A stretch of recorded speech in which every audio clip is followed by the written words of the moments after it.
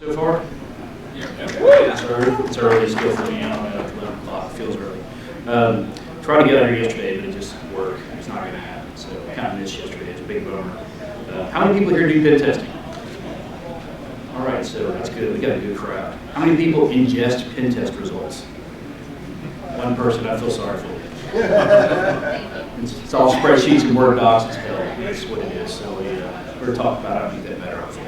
So this talk is really just about pen test reporting on both sides, whether you're ingesting pen test reports or you're generating them. It sucks for both parties, especially if you're doing team testing. A little bit about me. I've been breaking stuff for over 20 years, so I'll just leave it there. I break stuff. People say, what do you do for a living? I break stuff. It's a fulfilling and a job where you get fat because you sit in front of the screen all day. It's good stuff. But outside of that, you get to break stuff. Pen test reporting, I feel like when I look at how everything is changing right now, we have the boogeyman of AI, we have all these things that are kind of coming up. We're still delivering reports a lot of times in spreadsheets and Word docs. If you're a vendor producing pen test results, you're probably delivering them with spreadsheets and Word docs. If you're receiving them from a vendor, you're probably receiving spreadsheets and Word docs, and that's just, it's not 2000 anymore. Why are we doing this? I don't understand it at all. I mean, it's painful. And if you're doing team testing at all, because let's just be honest, if you're doing a big pen test, you've got a big client, you got that one person that's really sick at AWS stuff, you got that one person that's really good at NetPen, it's not the single pen tester doing a pen test anymore, it's a group of folks. And if you're building a report from that, aggregating those results into a single report, it can take half the amount of time that you did to do the pen test sometimes. It's absolutely ridiculous. So, and making sure that everyone's using the same language, because one person maybe pulled something from some CV somewhere for language, some person just went out to, some other random website, OWASP or something else, pulled some language there, and everything's inconsistent, and then it just gets messy. So we're going to talk today about why pen test reporting sucks. There's a couple of highlights there, and how we can possibly fix it. So there's tools already out there that teams can use. I mean, effective reporting is critical, and making sure that the common problems that we see in pen test reporting are fixed and delivered correctly is critical to making sure that we get proper remediation and that things are just clear to a customer, and also to help my team not pull their hair out if they have to get on a call with a customer on a false positive validation or something like that. So some tools are out there. You might have heard of PlexTrack. How many people use PlexTrack? Yes, we have one person, fantastic. We have Defect Dojo. Some people try to pigeonhole Defect Dojo into a pen testing tool sometimes. There's PwnDoc, which is sometimes maintained, sometimes not. At the time when I pull it, it's broken, somehow when I go to build my VMs, so it's good stuff there.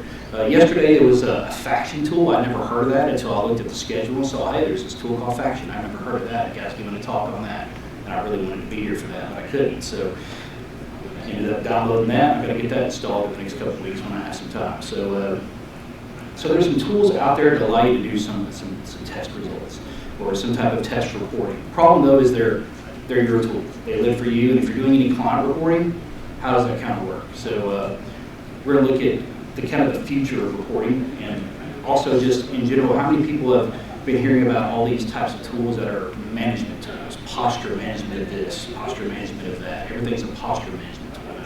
Every time I go to a security conference, the larger conferences, when you go down the hall of vendors, everyone is a posture security management tool now, or a posture management tool. I don't care what you've been doing. If you sold burgers, we're now a cheeseburger posture management tool. It's just, that's what everyone's doing right now. So most of them are not what they say they are, which, we've never had that happen with a vendor before. Buying something that they said would do stuff and it didn't do it. I mean, it's never happened to me ever.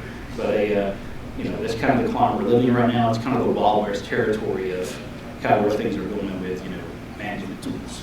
So why do we do pen test reporting? Well, this is that communication between professionals and stakeholders. When we're delivering a report of any type, whether the internal business is our customer or we're dealing with external customers, we have stakeholders involved. We need to make sure that the stakeholders are getting very clear, defined results so they can have actionable stuff to work on.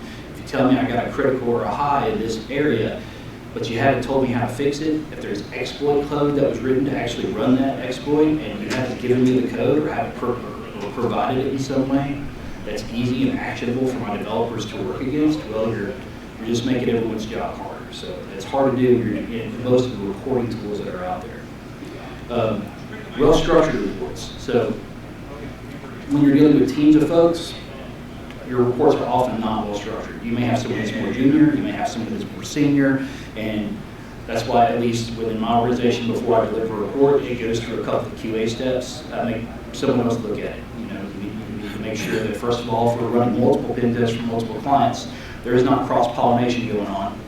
There's not something that maybe shouldn't have been for one client in this report that accidentally got in there, but that would be bad because we don't want to expose clients to clients. It's not a good thing. And also just to make sure that we're all using similar, same language and that everything looks good. I mean, I misspell stuff all the time, even spelling stuff. I just don't want to go report something and it look like, I did not have enough coffee that morning. It's terrible to do that. So, some overview of common problems that we generally have. I mean, it's critical that we deliver these reports. It's a big issue that we do the things that we do and deliver them the way that we do. Having lack of clarity, inconsistent formats, context and business impact, which is a big thing right now. Companies need to know the business impact and the context to the type of vulnerabilities we find, documentation around those findings, recommendations around those findings, and also delayed reporting. I mean, even myself personally, I have been guilty of saying, yeah, the testing's done, but we need another week to get the reporting done. And if you're on the timeline, because a lot of companies are building stuff into fiscal quarters, I need this done in this fiscal quarter, this year, whatever, you're kind of running against the clock to make sure they get what they need because they have dollars and SLAs attached to it internally because their bonus may be based on that, and they have to make sure they got what they need to get their bonus and check box. And unfortunately, we do live in a world where there's a lot of box checking. So we've covered a couple of these, lack of clarity and conciseness. Unfortunately, pen testing is a lot of times very tactical language, and you're going to have multiple people looking at a report. And I don't want to be minimizing some groups of people, but if I know a C-level person's looking at a report, they just want to see pictures. They don't want to know a lot of stuff. They just, is it bad? Is it red? Okay, how do I fix that? That's really all they care about. The developers, they need technical information. They need to know how to fix it. They need to know all the type of stuff. And so having lack of clarity and conciseness in the report, but also having it where it's easily digestible for stakeholders who may not be as technical is important. So we want to be careful we don't give excessive detail. And I have horrible ADHD. I don't know really any pen tester or anyone who's worked at a pen tester who doesn't have ADHD. I think it's kind of a function of the industry. I mean, we live off of energy drinks, coffee, and code. It's kind of the way it is. So I mean, it's just the nature of what we do. So making sure that things are very consistent and we don't go off the rails. I can squirrel and spit out stuff to a page that makes sense to me, but to nobody else. So you can talk to my wife; she'll tell you horror stories. Inconsistent reporting formats.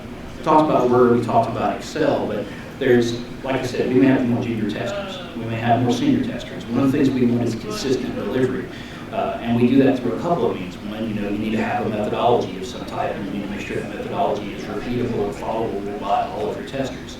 You need to make sure everything is well documented. So if tester A tested it, I give my clients a free 90-day remediation period, so they have 90 days to fix anything we find. We come back in and we retest it, make sure it's been remediated. If another tester is on point that day to do the remediation, then I need to make sure the prior report has all the information that tester needs to conduct the retest. So all that information needs to be there.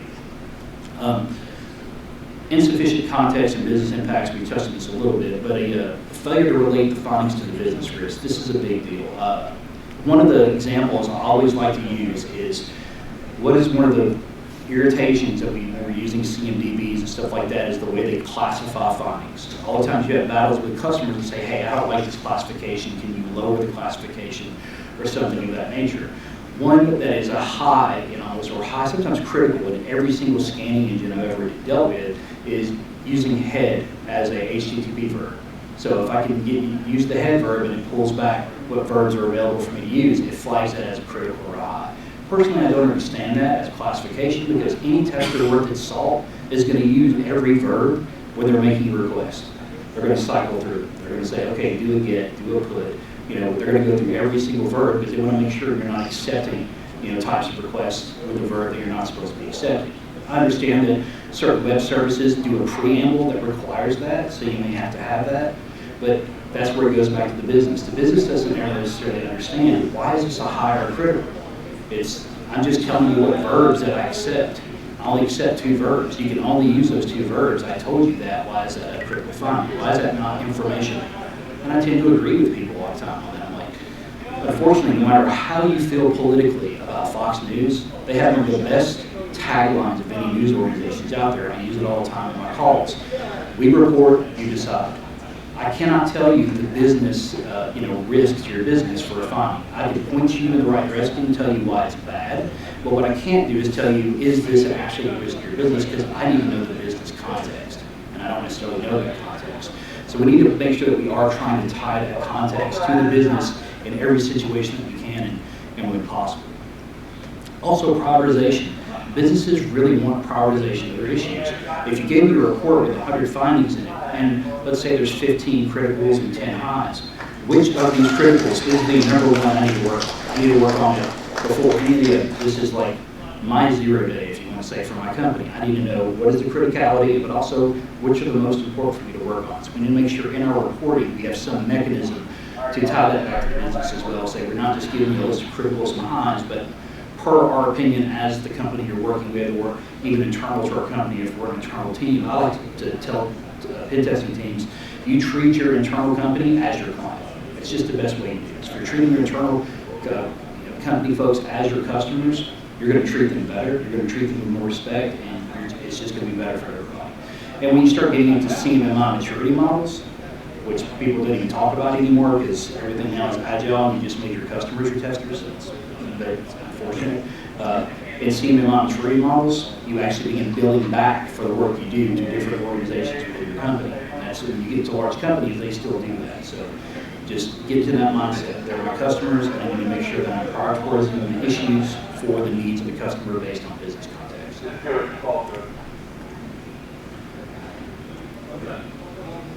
So we talked a little bit about poorly documented findings. So if you see testers going out to CMDBs or CVs or anything like that, I mean, we all want to go to places like, OffSec and OWASP and places like that to try to find language for stuff, but there may be outdated language there, or they may not actually be a good fit for the finding that we're trying to produce. So oftentimes we try to write our own findings, and I never want to leave that in the hands of a tester. Because tester A, tester B, tester C may have totally different views on language or how they want to present that data or information. This is where, we start talking about team leads or whatever like that. It kind of needs to be a decision maker to say, this is the language we always use for this kind of finding, and everyone uses this language. And it's kind of an important thing to do and enforce, because if we don't do that, we tend to get incomplete, inaccurate descriptions of our findings. We also get missing evidence a lot of times, or it's unclear on how to fix stuff because the evidence is not ingestible or digestible by the people receiving that. We also see ineffective recommendations. So we get real vague or generic remediation steps. And this is a hard thing to do for pen testing because I can't tell you exactly how to fix it, because if I do and you do that thing and then you are still vulnerable, guess who's they're going to come back on and say, hey, I just did what you told me to do and I still got, penetrated or whatever, whatever happened there. We still had an incident. So we still had an incident, we did what you say. So we generally don't want to tell people this is how you do it. What we want to do is point people to the places and say, this is the general guides on how to do this thing. Read this guide and implement that according to your own code. So it's really important that when we're writing these reports that we don't use vague or generic remediation language, but we also don't give them specific steps. We need to point them to the right places. Also, lack of actionable advice falls into the same type of thing as well. When we're dealing with these big tests, or at least for me, I'm working on a 6-week engagement right now. It's a big, long test. There's everything from regular web stuff to GraphQL endpoints, REST endpoints. There's just a lot of stuff to pour through and deal with. That could technically be 3 separate reports. I could have a report just for GraphQL endpoints, a report for the REST APIs, and I could have a report for their web stuff. But even that starts to become cumbersome for a lot of folks. They'd rather just have a single report with these are the top 10 issues. If there was 10 criticals and no highs, depending on how their organization is set up, I need to fix these things first. So I don't care if they're an API or an HTTP call. I I need to know what I need to fix. That's really all I care about. So we want to be careful that we don't delay our reporting, like I mentioned before, because people tie bonuses, they tie, fiscal stuff, they have operational or capital expenditures that they got to factor against everything, so tie to budgets a lot of times with companies. So we have to make sure that as a vendor, as a person who's doing stuff internally for our company, we're meeting all of our timeline goals, our SLAs, service level agreements.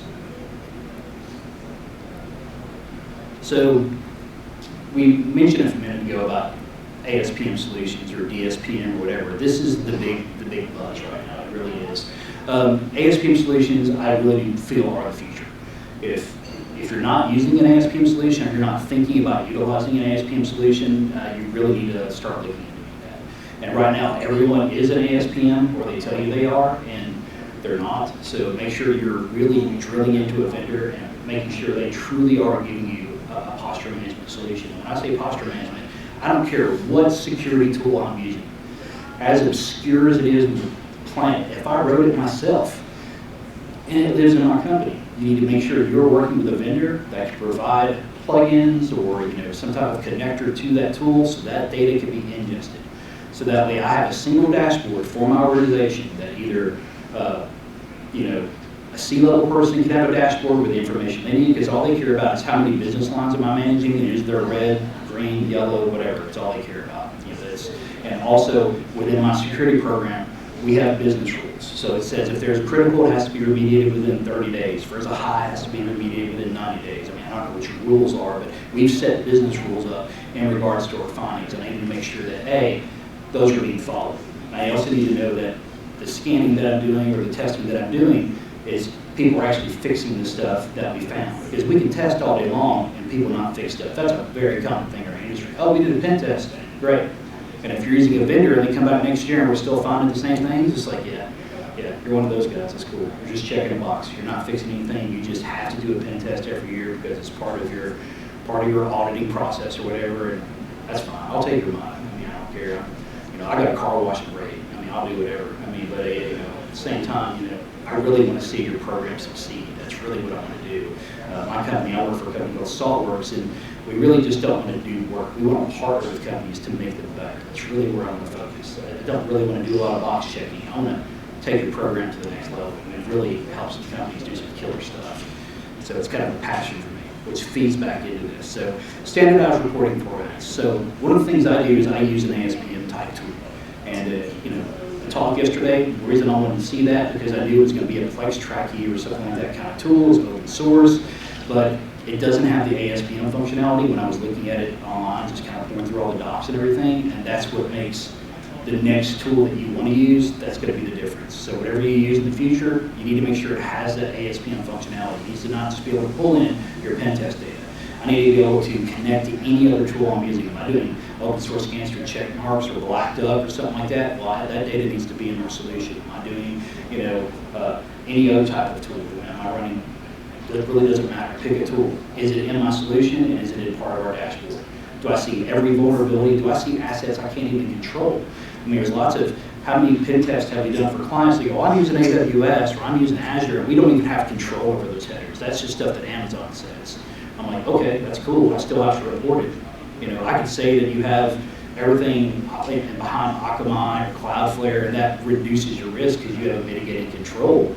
But if you take that control away, you still have a vulnerability. So those are the types of discussions we need to have. So we want to make sure that as we're doing our reporting, we start looking at standardization across the board. And a good solution is going to allow you to have that. So everyone's having the same template, or you can have multiple templates.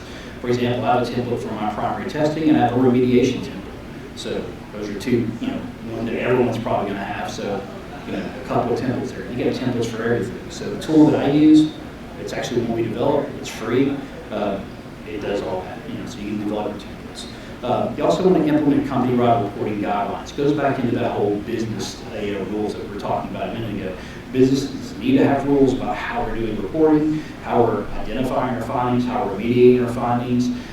In today's world, everything, to be honest, should be in some type of build pipeline. You run your build, you should be getting a static scan, you should be getting a dynamic scan, you should have an open source scan done, and you should have build break in there as well if you find any criticals or highs. That should be a minimum in any company right now. If you're not doing that at time of build, you're already behind. I mean, you really are.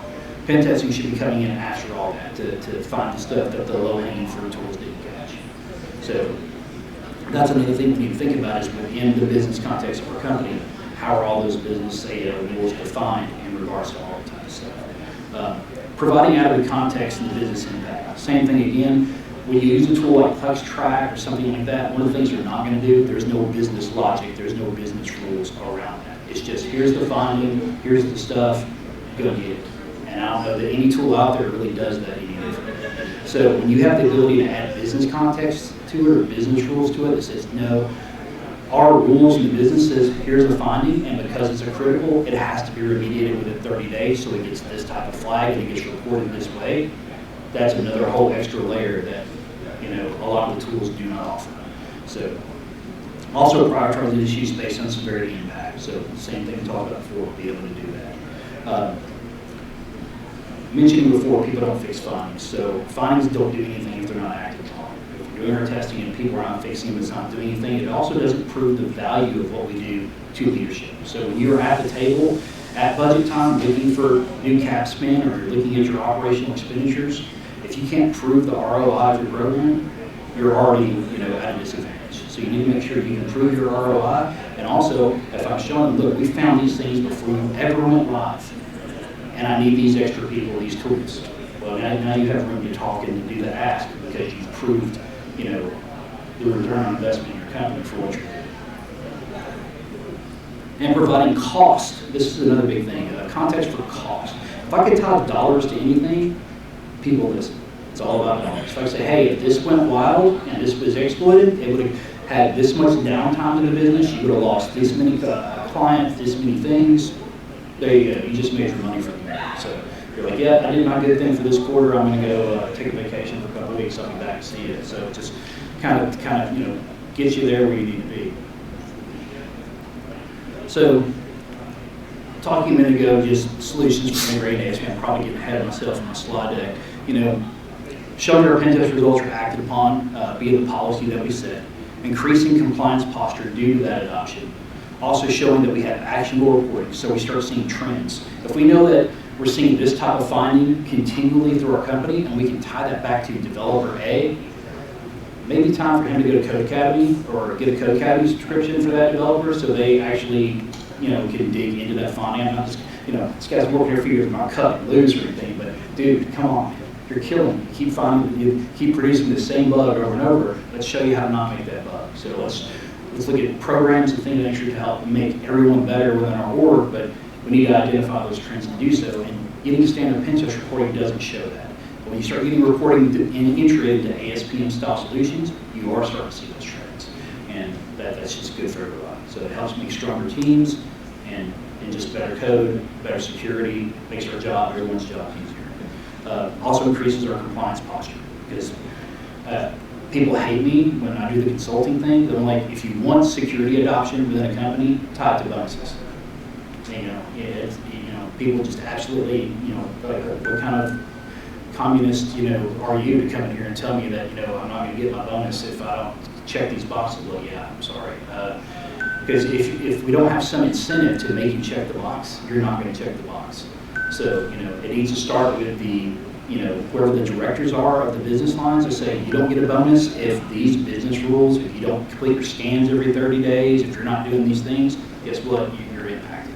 You know, so, and then your downstream folks, you know, if you're not remediating your findings, guess what? You're not getting bonus. So it's just, you know, you have to tie your stuff to it. And it's unfortunate, but, you know, you gotta have some motivation. And if you have a good tool that does trending, well, now we can start uncovering things. Hey, we find these things, but they're not getting remediated. They keep coming up over and over and over, so obviously they're not getting remediated. Start building trending data around it.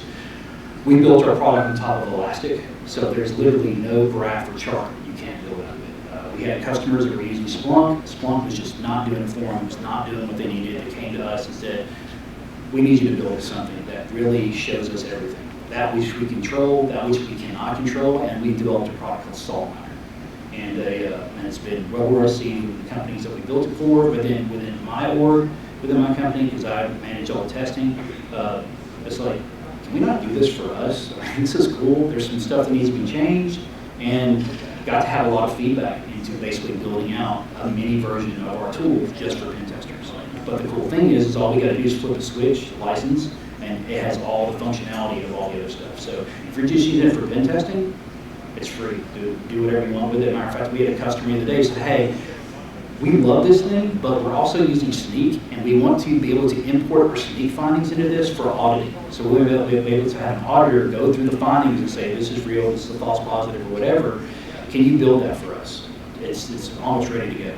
So we're very reactive in the community about what they need to get it into our product. So it's just, and it's not open source. We do control it because we test everything. You're not going to have to worry about going out to a repo, so if they being broken. There's never going to be a plan and charge for our pen test module. It's pretty cool. And I've been telling people it's built by testers for testers, so for that reason.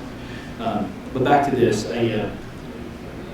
actionable reporting. The trending is the biggest thing, and that is what an ASPM style solution does. Don't just sort of push my tool, but I don't see a lot of tools out there that do this for pen testing. They don't give you ASPM type style functionality, and that ASPM functionality is what's going to be critical. So what I use Salt in Community. So this is my tool, it is free, and it allows me to enforce all the things I just talked about. I can build, one of the things that I did, and I will give it to you if you download our product, is I took the entire OWASP web methodology, and I converted it into an ingestible template into our tool. So if you have testers who have never done a web pen test before, they can literally say, here's a new project, boom, import the OWASP template, and there's every single category, every finding, and every test step from OWASP for their web testing. And it's literally 150 steps or 150 actions. And if they go through every one of those, they have done a very good assessment of an application. And that's just there. And now I have a repeatable template that doesn't matter if you've been testing for 10 years or you've been testing for a year, we're testing the same stuff.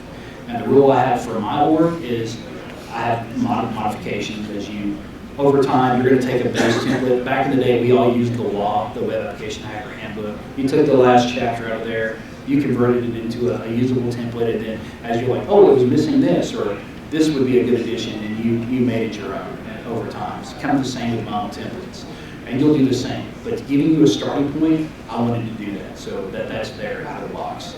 So you'll have that template. So it allows me to force the testing methodology via these templates. You can create whatever templates you like. Everything's just JSON, and we give you templates for everything. So you can download the JSON template, modify it to do whatever you want to do.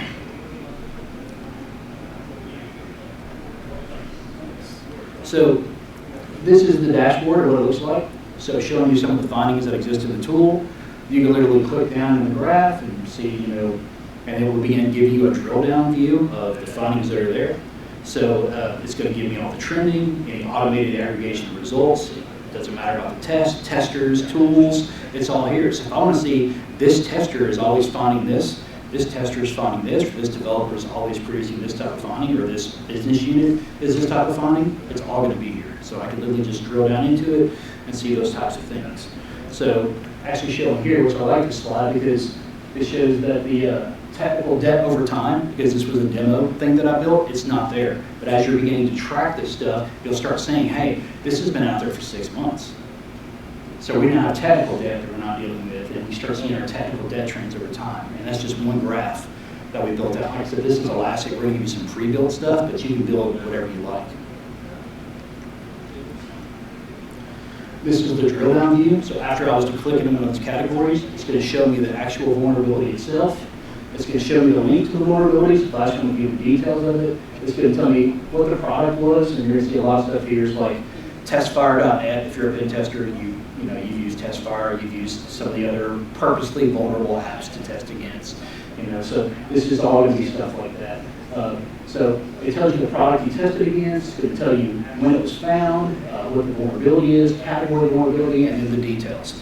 And the cool thing about our product is if you've done exploit code, anything like that, you can really zip it up and upload it into the portal. It's there in that file. Team testing. So as I am testing as a team, big deal. So if we got multiple folks, I just build a project. As we have our AWS guy, our NetPen guy, whatever, whoever's doing whatever, got that one girl who's really good at social engineering, just whatever, boom, it all goes into here. I don't have to do anything as a manager. They're putting their findings all in the same project at the same time, And then when we're done, if they absolutely want a Word document, I can just hit the Generate Report button, select my template, and be done. And I can just pull the template down out of the VM, modify it, upload it back into the folder, and just make whatever, however many templates I want. Once they're uploaded, they're going to show up there. This also allows me to repeat the methodology. So it's very good there. Actually, I went forward 2 minutes and back up one here. So test import. So one of the things that we allow is some of the tools that we support out of the box. Is we support Burp out of the box. We're all using Burp, so when I'm done with the test, I go through Burp, I select the font. Burp's going to give you bad thing about Burp is if it finds an XSS vulnerability, it's going to show you every 15,000 of those it probably found if you have an endemic issue because they use the same function over and over again. So I'm just going to select that one and go through there and select all the findings that are relevant, say export as a Burp file, and be done. We have a Python script, so you just say script, tool I'm using, Burp, Nmat, Zap, whatever, file that it's ingesting, and it spits out the pre-formatted JSON, and you just import it into your project. And there's all your findings for that tool. So it's going to have the request response pairs, all that's already going to be in there for you. So the only thing you need to do is add in the exploit code. If there are other images you need to add, something like that, you just would enhance the file.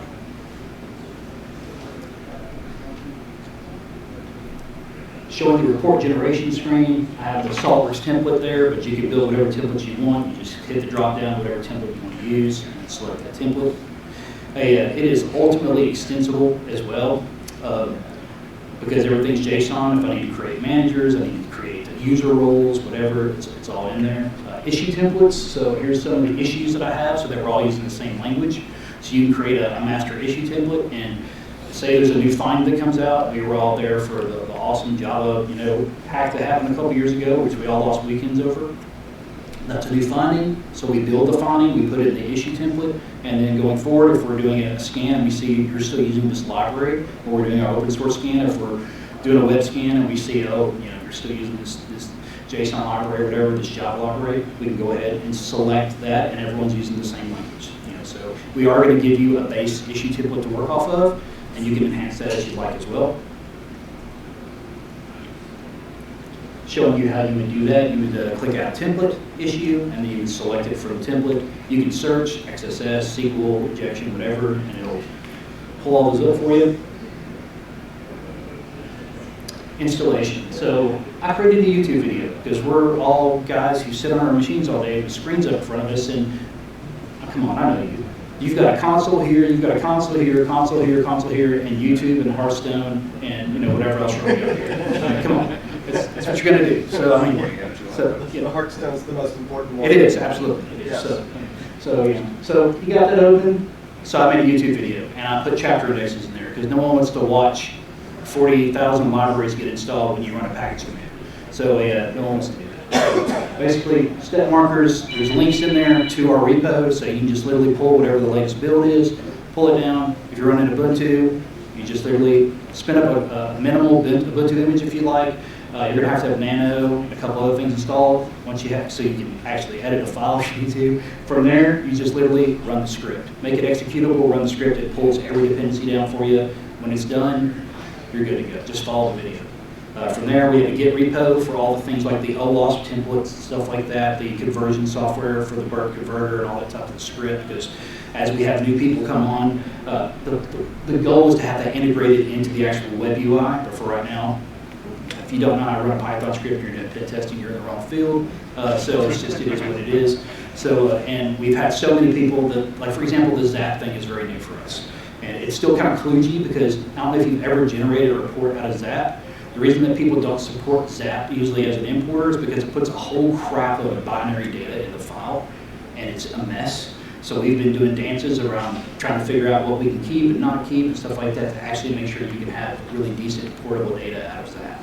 And because as I was at conferences speaking to folks about this, doing the vendor table thing, they're like, I work for a university, we have no money, they will not let us have Burp, we're still using Zap. And I'm like, well, I don't know if that's a good thing or a bad thing.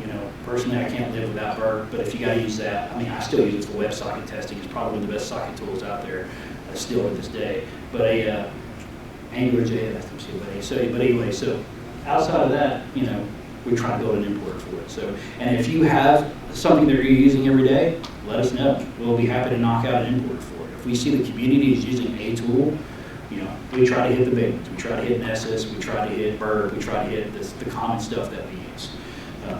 But we're very open. And that is the end of the presentation. And if you have any questions, we'll go ahead and fire up there. Yes, sir. Yeah, I'm teaching this in college, but I wanted to get some real-world data. Do you know where you get data?